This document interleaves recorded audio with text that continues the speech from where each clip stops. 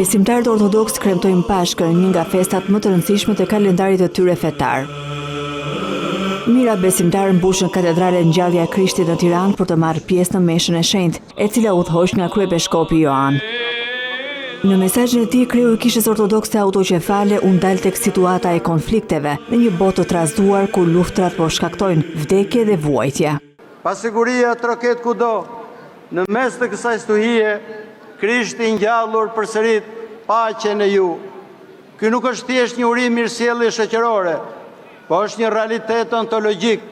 Vdekja u mund. Ngjallja e Jezu Krishtit sipas kryebeshkop Joanit është një thirrje për dashuri, bashkim e falje.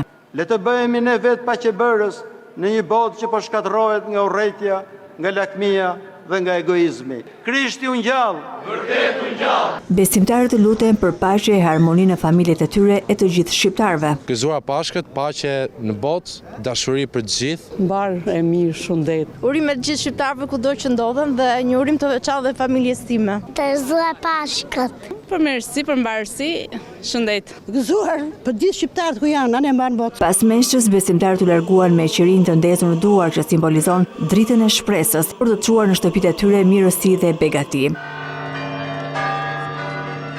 Sipas traditës ortodokse, besimtarët u rikthyen sërish në kishë mëngjesin së dielës për të ndjekur shërbesat e Pashkës. Më pas ata bashkohen rreth tryezës së festës me gatime tradicionale. Krishti u ngjall është refreni i kësaj dite festive.